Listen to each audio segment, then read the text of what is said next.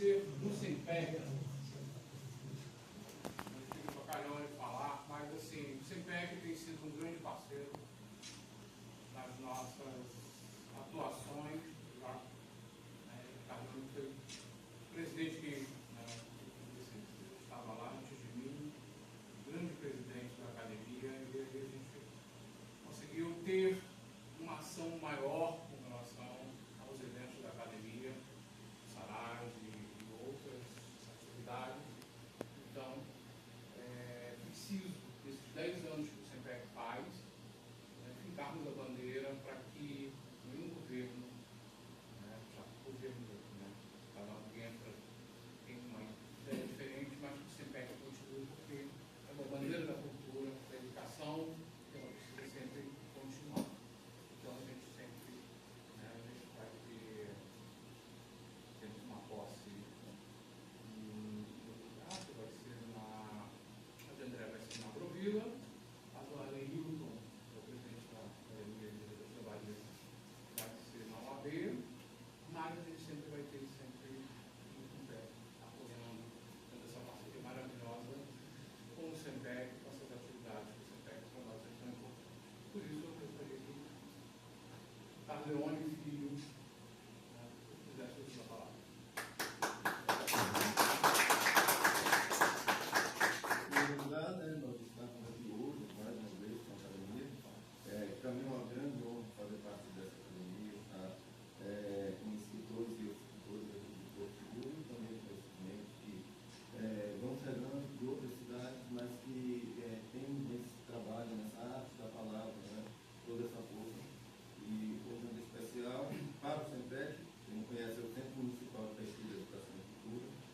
A gente já funciona há 10 anos, como o Roberto falou, e é um espaço voltado para a arte em toda a sua amplitude. Nós temos oficinas de teatro, dança, artes plásticas, música. São trabalhos, oficinas gratuitas para a comunidade, e letras também, literatura, a gente trabalha com literatura, porque nós achamos importante, justamente, que se trabalhe, e esse trabalho que nós fazemos aqui, mas que, em primeiro lugar, vem também a nossa Academia de Letras do Porto Seguro, esse incentivo às letras, esse incentivo para que os jovens, tem a Biblioteca Municipal aqui na frente, que tem na faixa de 10 a 11 mil livros, e que é bem frequentada por alunos e alunas. A gente, o jovem não gosta de ler, gosta assim de ler. Acho que falta incentivo, mas é tão bacana, quando a gente vê um estudante chegar aqui, está lendo com esses livros, inclusive livros de escritores aqui em Porto Seguro. Tem livros dos acadêmicos e também de outros que já não estão aqui, mas que falaram sobre Porto Seguro, que são nativos aqui da região. Então é importante para a gente ter esse acervo desses escritores que tratam do nosso município, que tem esse carinho de falar do nosso município, da nossa história, de fazer esse trabalho minucioso de estar ali contando a nossa história, também com a sua criatividade. Eu acho que a literatura ela amplia bastante a nossa forma de pensar, ela abre espaço para que a gente também dialogue essa função social da literatura. Acho que é muito importante, de nos entreter também, tem essa parte que nos faz a gente já se diz, quem lê viaja, tem esse ditado, isso é muito bacana, assim, viaja, e quem lê adquire conhecimento. A leitura é muito importante, e quando a gente consegue fazer com que um aluno, com que um jovem de Porto Seguro passe da leitura à escrita e também colocando os seus anseios ali no papel, isso é muito bacana. Então, eu, enquanto acadêmico, nessa academia, que para mim é muito importante, enquanto pessoa, enquanto profissional de literatura, de língua portuguesa, que eu sou professor de língua portuguesa, fazer parte dessa academia, vamos dizer assim, que vai além de um sonho, de ser o imortal, a gente fala muito dos imortais da academia, isso é muito bacana, mas imortal pela palavra, imortal pelo que a gente deixa, sobre toda essa história de escritores que passaram pelo Brasil, pelo mundo, e trouxeram para a gente tantas experiências. Roger, Roberto, Cícero e todos que outros estão aqui. Só agradecer pela presença e dizer que o SEMPEC, junto com a academia, principalmente com essa academia, a gente está à disposição para agregar sempre esses escritores e esse conhecimento.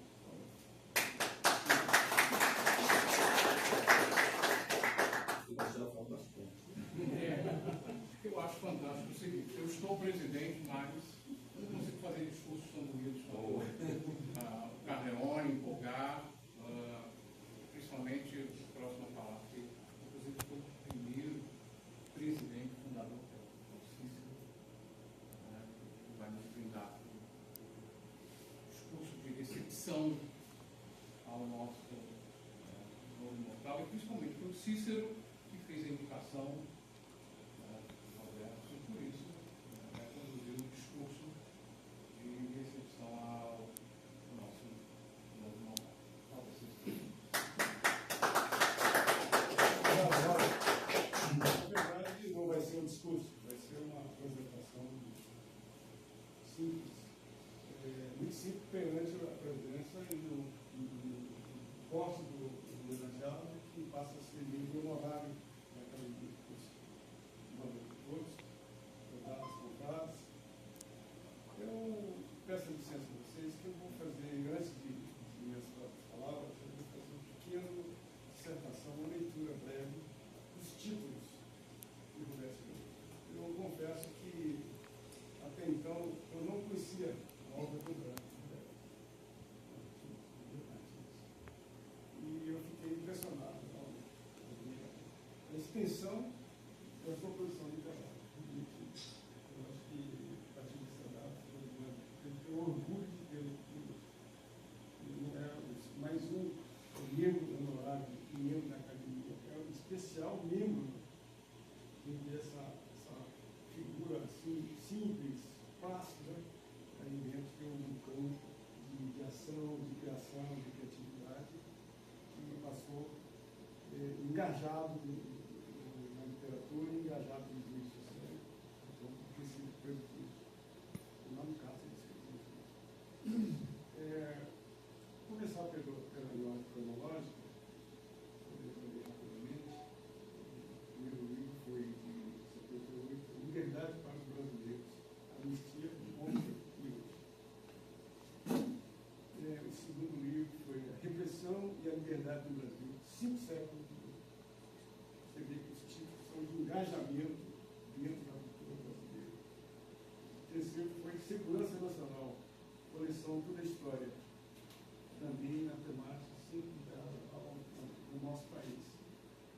O quarto livro, ele opera, é uma novela, chama O Jurário, História de uma Geóloga Suicida, deve ser muito interessante.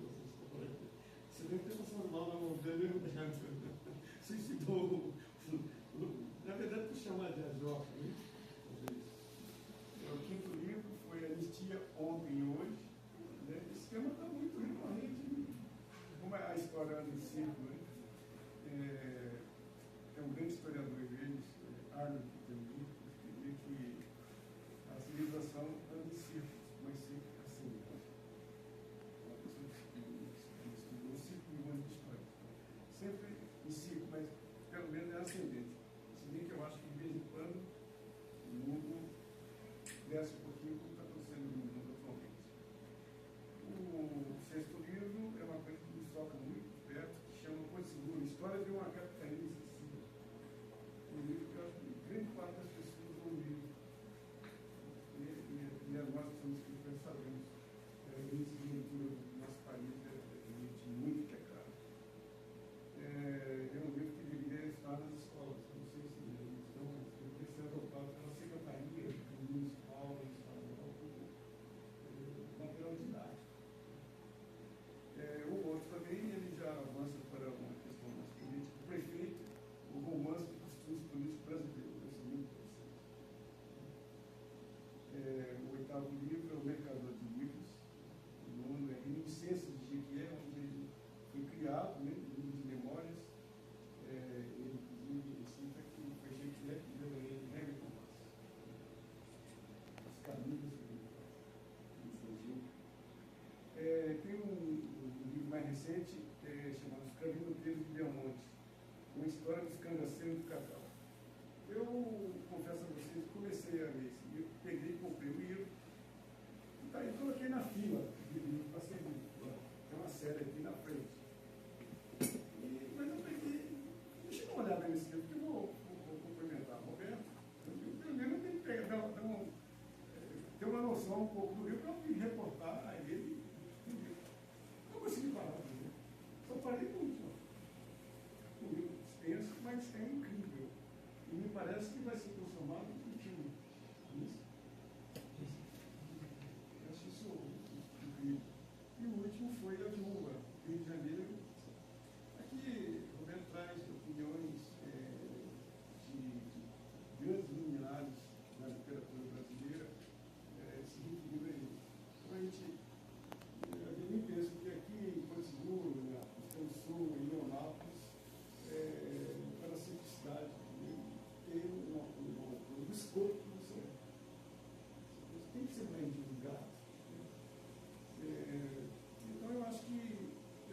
precisaria dizer palavra nenhuma, porque a sua produção literária já me apresenta por si só. Mas eu não poderia deixar de fazer algumas considerações. Não seria justo o digo aqui. Roberto não é apenas um escritor de romance, autor multifacetado, intelectual engajado nas lutas sociais pelo Brasil mais justo. Sua produção abarca amplo espectro do mundo literário em vários nuances, permeando romance ficcional, historiográficos e memorialista. Em raros exemplos de intelectual ao longo de sua existência, Roberto deixou o conforto de uma vida acadêmica e se envolveu diretamente na militância, tendo sido preso político pelo delito de ter ideias. Libertário dos anos de chuva e na esperança. Nos últimos tempos, sua literatura, para o nosso deleite, tem tido um viés telúrico, retratando nossa região com os livros Porto Seguro, História de uma Capitanha Esquecida, o prefeito e os cabinoteiros de Belmonte, como eu já citei anteriormente, que será transformado em grande filme. Aí eu citei o cabinoteiro, realmente eu lembrei da saga do Cacau, do enredo programado, diferente, com toda a sua característica, personalidade. É incrível. Fernando Roberto, você está no panteão dos grandes escritores e é com muito orgulho e gravante poder chamá-lo de culpado da Academia do Porto Seguro. Seja muito bem-vindo.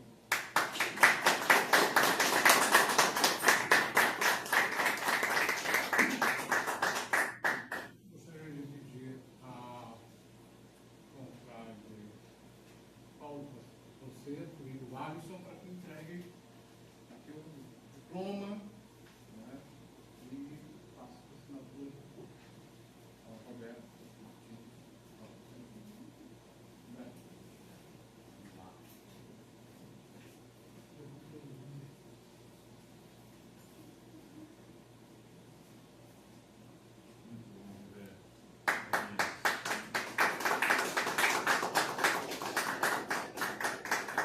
Posso fazer a leitura? Estado da Bahia, município de Porto Seguro, Academia de Letras de Porto Seguro, diploma. Confere a Roberto Martins, historiador, jornalista e romancista por força e mérito de sua expressão literária, o título de imortal, sendo neste ato empossado como membro honorário da Academia de Letras de Porto Seguro. Rod Pereira, presidente, Marta Matos, secretária. 31 de julho de 2025.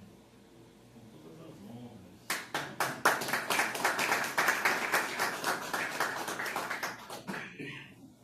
E pedir para que o Alisson possa ler o termo de posse, para que o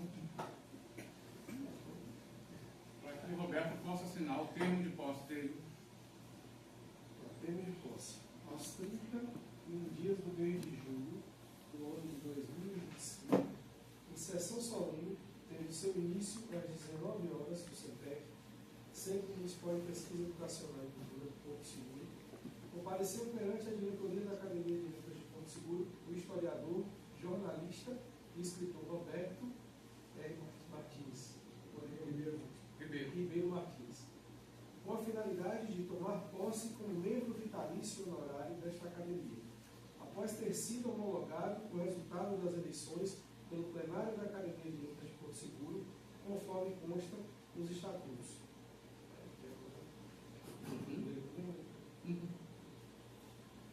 Eu, Roberto Ribeiro Martins, membro honorário da Academia de Letras de Porto Seguro, eleito confrade imortal, comprometo-me a cumprir e fazer, no âmbito de minha competência, os objetivos estabelecidos no estatuto vigente desta instituição. Roberto Ribeiro Martins, membro honorário, Rod Pereira, presidente, e Marta Matos, secretária.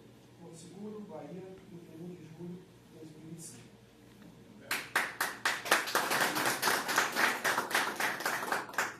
Filho, seu termo.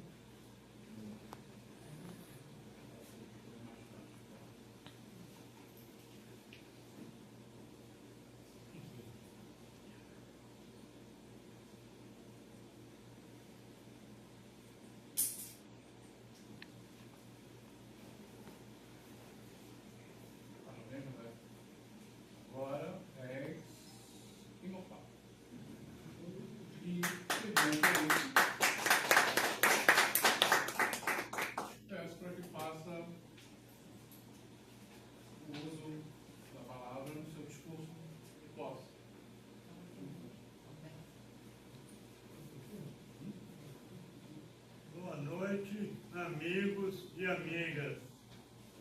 Claro que não vou me referir a cada um, mas alguns é preciso e essencial. É uma honra para mim estar aqui hoje me tornando um imortal, porque quem é membro de uma academia de letras é imortal. Então agradeço ao presidente Rod Pereira, né, organizador dessa solenidade. Agradeço ao Carleone Filho, suas palavras, inclusive de incentivo à leitura, a muitos confrades e confreiras presentes, a outros amigos, inclusive que vieram de Onápolis, e especialmente ao amigo com quem compartilho, além dessa fraternidade intelectual, também outro velho conhecido, que é a parceria no mercado imobiliário. Aliás, nos conhecemos no dia em que, coincidentemente, eu e ele fomos receber em Salvador, no Cresce, as nossas carteiras de corretores de imóveis. Então, isso em 1985, 86, por aí, né? Então, desde então, mantemos uma boa amizade. E agora, estas palavras que ele dirigiu à minha produção literária, historiográfica, é motivo de muita honra e de muita alegria diante dessa solenidade de vocês. Vejam bem, é natural que na posse de um acadêmico se faça um discurso. Mas falar o quê? Dizer o quê? Claro que, em primeiro lugar, ressaltar esta imortalidade que a gente passa a adquirir. Aliás, desde 1735, com a fundação da primeira Academia de Letras, a de Paris, criou-se essa tradição de tornar imortal os membros das Academias de Letras. Mas, portanto, eu tenho que falar de letras. Claro que não vou falar de A, de B, de C, de D, discorrer as 23. Tenho que juntar essas letras, formar palavras, juntar palavras, formar frases, juntar frases, fazer escritos, fazer livros, publicar livros, textos. Nesse sentido, eu já publiquei 11 livros, aliás, tem eles ali naquela sacola, 11 livros, principalmente de história e também de literatura, de romances, de memória. Mas eu acho que é importante dizer que a pessoa que escreve, para escrever, é preciso muitas coisas, mas duas para mim são essenciais. A primeira coisa é a gente saber observar o entorno onde a gente vive, o costume das pessoas, o hábito das pessoas ali no seu ambiente. E a segunda questão é ler. Quem não lê, mal pode escrever. É preciso ler o máximo possível.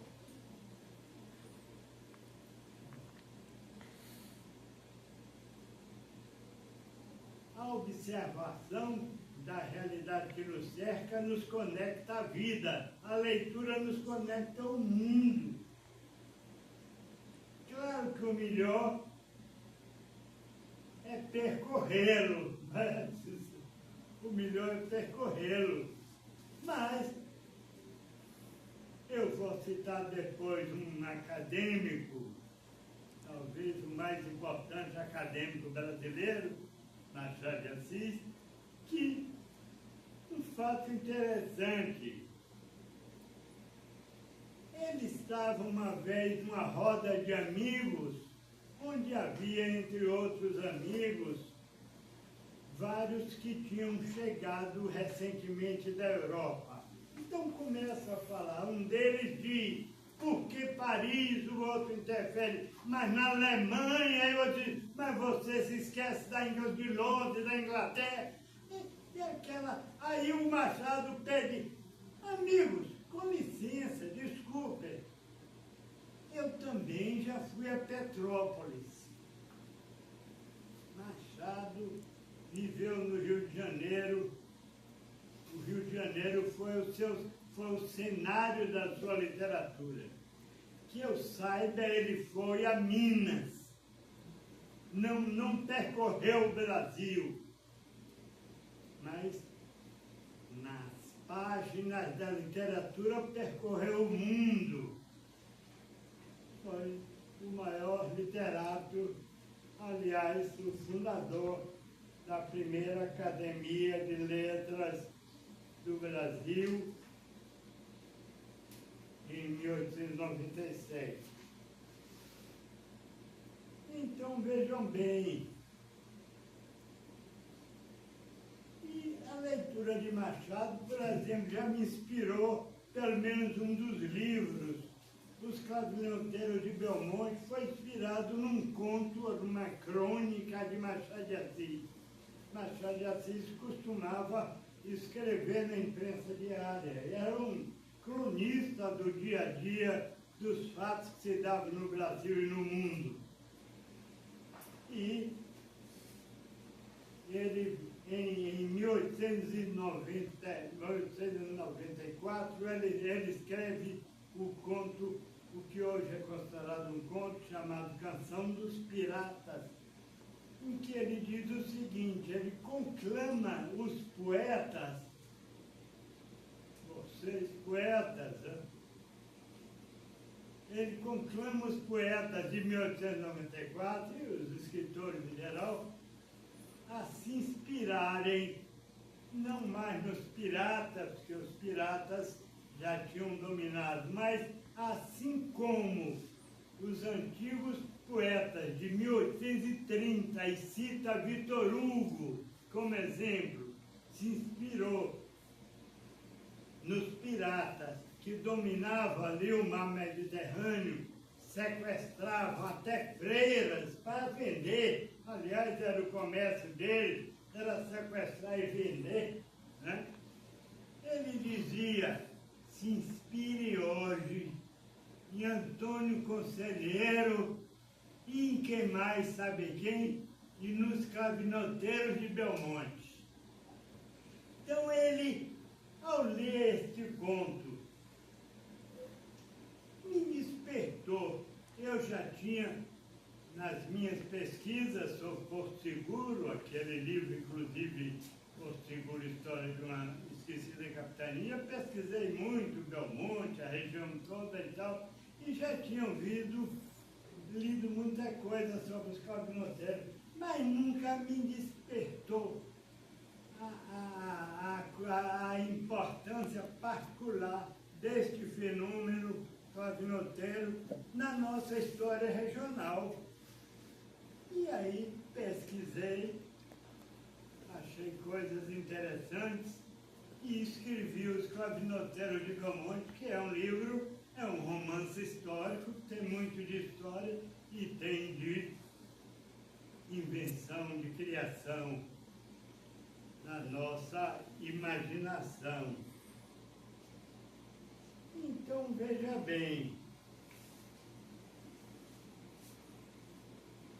portanto, a leitura, ela é essencial para a gente. Eu, atualmente, para a gente que escreve, para todo mundo, mas para a gente que escreve, chegarei depois ao que você destacou da importância da leitura. Eu Eu normalmente leio pelo menos 2 livros ao mesmo tempo. Um livro de lazer, que eu tenho na minha cabeceira, que leio toda noite, meia hora antes do sono. Um livro mais leve, um romance, uma biografia, uma coisa assim. E um livro que eu leio sentado na mesa de estudo, de pesquisa, que diz respeito àquilo que eu esteja estudando na época. Eu atualmente estou lendo um livrinho que no seu tamanho é um pouquinho maior do que os livros comuns, tanto na altura como na largura, e é um livrinho até estreito, tem apenas 966 páginas. Eu avalio que se fosse do tamanho normal, seriam 1.200 ou 1.500. De que trata esse livro? Como é o nome dele? O nome dele é Paideia. Paideia. Uma palavra um pouco estranha, pouco conhecida, né? Ele é de um historiador alemão, Werner Gerger, escrito no início do século passado, o Cassiano. Mas o que é Paideia? É a história do homem grego, a história da Grécia.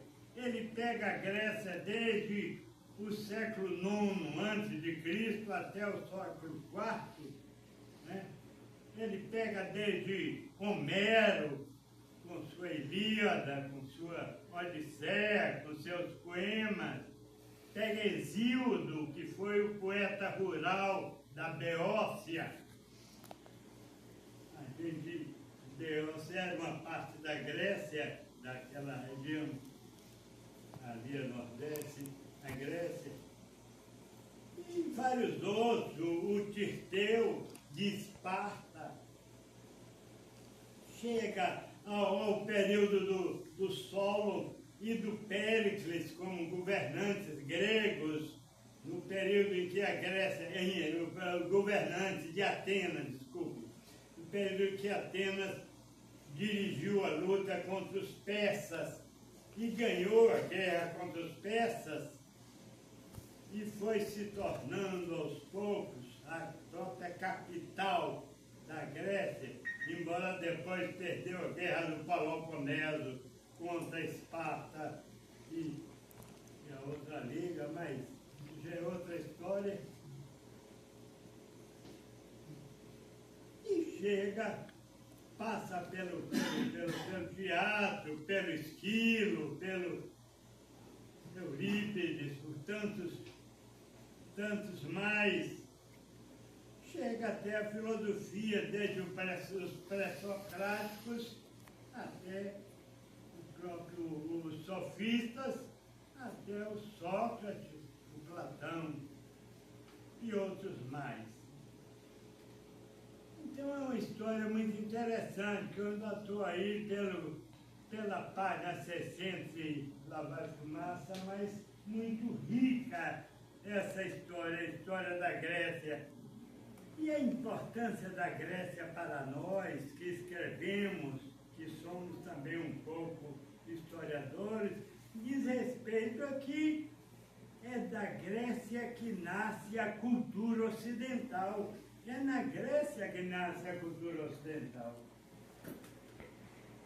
É na Grécia que nasce a literatura, a poesia. Inclusive, as primeiras manifestações literárias são poemas falados, mais do que escritos, como o próprio Homero, né? Depois vem o teatro, a tragédia, a comédia, por fim a filosofia. Mas não só. A Grécia também nos ensinou a política. Foi na Grécia que foi inventada essa forma que nós achamos que deve dominar o mundo da democracia. Então é importante, é essencial para você que estuda, que lê, que escreve, conhecer a história da Grécia. Conhecer a Grécia. Agora, como eu disse, de um lado nós precisamos ler e de outro conhecer bem essa realidade que vivemos, né? A realidade para observar tudo que se passa. Veja bem,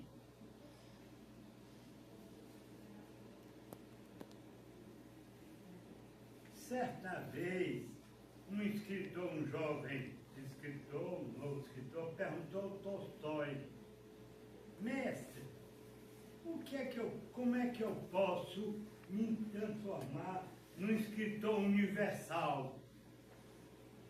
Tolstói dá uma resposta muito simples. Conhece tua aldeia, estuda a tua aldeia, conhece as pessoas, seus hábitos, seus costumes e sobre eles escreve. Ou seja, o que é que ele diz nas entrelinhas? A universalidade das coisas mais importantes está nos fatos mais simples do dia a dia de nossa vida, da vida de nosso povo.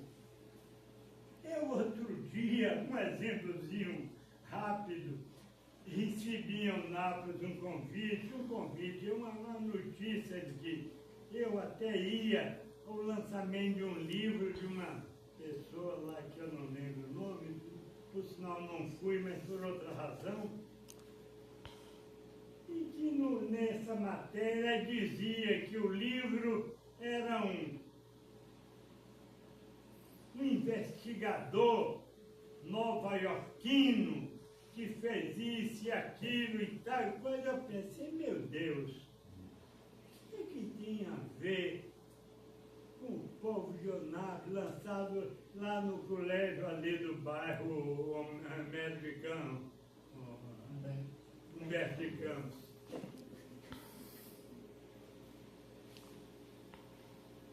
Se pega, por exemplo, quantos policiais nós não temos aqui que merecem uma investigação e podem motivar um belo livro, um belo poema, toda uma investigação. A violência está aí, correndo solta. Então, é preciso que a gente use o fato que nos rodeia. E é importante lembrar que nós vivemos, aqui, Porto Seguro, é uma região extremamente rica. Eu podia dar 1000 exemplos, mas posso citar alguns. Por que não trabalhar mais a questão dos povos originários que viviam em Pindorama? A chegada dos portugueses e o descobrimento, ainda tem muito que ser falado, ser contado. As vilas que estão aí, muitas delas ainda com traços coloniais. O rio, este rio, que se chama Buraém, a árvore, hein, Romeu? A árvore doce, né? A árvore doce, que deu nome ao rio. O Buraém, a árvore Buraém, era muito usada pelos índios para adoçar suas vidas. Então, quanta coisa interessante. E especialmente, quer dizer, a pesca, a construção naval, o papel, por exemplo, de Caraíba, que já foi um grande polo de construção naval. E a construção, tudo isso, todas essas vilas, e especialmente essa transformação que houve da vila de pescadores nessa verdadeira metrópole que é hoje Porto Seguro. Então é que a gente faça, como aliás o Romeu tem feito em alguns romances, o uso dessas coisas. Busque estes assuntos, estes acontecimentos, esses fatos que nos cercam, para, em torno deles, escrever. Mas, se por um lado é importante a gente escrever, é necessário, é também importante a gente estimular a leitura. A leitura é essencial. E começando da criança. Outro dia, semana retrasada, num evento lá em Onápolis, na inauguração, reinauguração da Biblioteca Comunitária do Viola de Bolso, o sumário é responsável, eu li um folhetim deles, onde tem um texto de um cidadão que eu não conhecia, chamado Gianni Rodari, em que ele fala em 9 maneiras, 9 formas de proibir, de dificultar a leitura para as crianças, especialmente, de fazer com que elas odeiem a leitura. E ele fala isso exatamente para proibir esses males. Por exemplo, fazer do livro da leitura uma oposição à tela, ou uma oposição à brincadeira. Fazer do livro uma obrigação, tem que ler, é obrigado. Não dá escolha, opções de livros à criança. Se recusar a contar história. Quantas histórias eu vi, eu e meu irmão ali, Antônio, que está aqui presente, ouvimos de nossas avós, principalmente de nossa avó Amélia, a mãe de meu pai, que gostava muito de nos contar história. Uma vez, um outro irmão disse para ela: vovó, essa história a senhora já contou mais de 10 vezes. Ela ficou meio assim e tal, mas meu filho, da imaginação dos avós. Então, é preciso contar, ensinar, estimular, ler para as crianças. Então, eu acho que nós temos de fazer do livro não uma obrigação, mas uma diversão, uma coisa agradável para as crianças, estimular as crianças, que é de pequenino que se forma o pepino. Portanto, meus amigos, concluindo, eu acho que promover a leitura é um dever nosso. A leitura, ela é responsável por muitas coisas, não só pelo conhecimento, pelo saber, também pela diversão, pela alegria que nos dá ler um belo poema.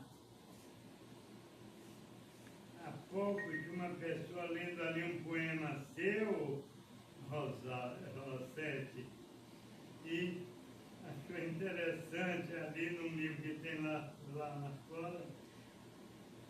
Pois é, então é preciso estimular a leitura, começando da criança, porque é a leitura que forma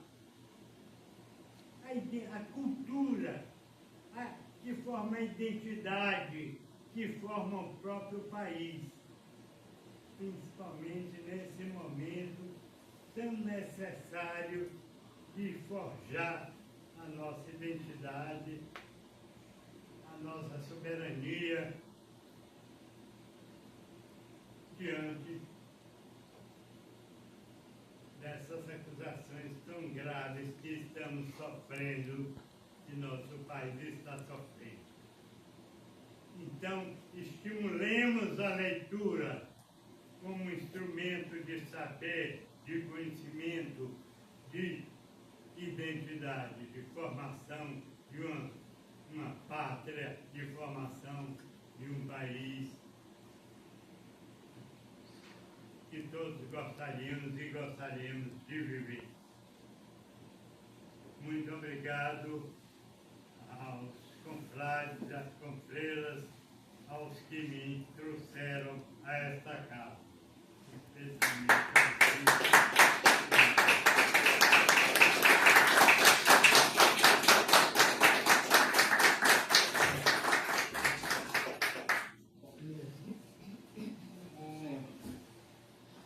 Vou encerrar. Quero um discurso para recepção. Amigos presentes, à imprensa, aos amantes da literatura e especialmente aos curiosos que vieram para ver se o tal Roberto Martins existe mesmo ou é uma entidade histórica perdida em algum rodapé de livro. Ele está aqui, ele existe, e posso afirmar que é mais falante do que nota de rodapé. Hoje, me dirijo a vocês com a alegria de quem abre um livro novo, daqueles que têm cheiro de papel fresco e a promessa de uma boa história. E a história da noite, senhoras e senhores, tem nome e sobrenome e muita pesquisa envolvida. Roberto Martins. Quando soubemos que Roberto seria o nosso novo imortal, teve gente que comentou: imortal? Mas ele já não era? E eu entendi a confusão. Afinal, Roberto tem essa áurea de quem já viveu muitas vidas e todas elas documentadas em algum livro, com nota de rodapé, data, fonte confiável, cruzamento com pelo menos 3 arquivos públicos. Roberto é aquele tipo de escritor que se perde no tempo, não por desorganização, mas pelo excesso de referência. Se você for pedir informação simples a ele, tipo, onde fica a padaria? Ele vai começar assim: no século XVIII havia uma padaria ali, conhecida como Casa do Trigo, que fornecia pães para a família real. E quando você percebe, você já está anotando uma tese de doutorado, enquanto só queria comprar pão. Mas esse é o encanto do nosso mais novo acadêmico. Roberto não escreve, ele escava. Não apenas narra, ele documenta. Ele não apenas conhece a história de Porto Seguro, ele parece ter vivido tudo aquilo. Eu, inclusive, desconfio que ele não é reencarnação, ele é uma reencarnação de Pedro Vaz de Caminha com espírito de cronista baiano. Só falta aparecer de túnica na próxima reunião da academia. Mas, o mais bonito disso tudo, Roberto, é que você não faz esse mergulho na história por vaidade, mas por missão. Você acredita e nos faz acreditar também que lembrar é um ato de resistência, que resgatar o passado é salvar o futuro e que escrever é plantar sementes em solo de memória. Roberto é o guardião de histórias que ninguém mais lembrava, é o resgatador de personagens esquecidos, o cronista da cidade que viu o Brasil nascer. E agora, ao ocupar uma cadeira nesta academia, você se junta a tantos outros nomes, como Romeu, como Rosseto, Cícero, e como você dedicaram a vida a fazer palavra um ponto entre o ontem e o amanhã. Aqui, a gente brinca com a palavra imortal, como quem se diverte com a ideia de viver para sempre.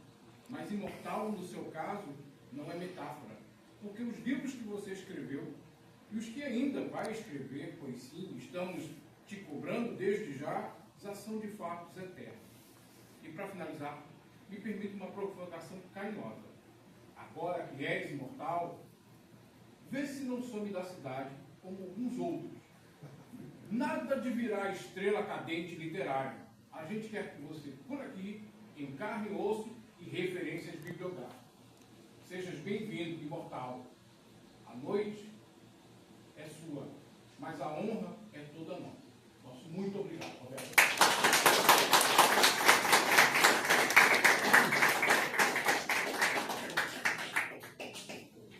Bom. Você também?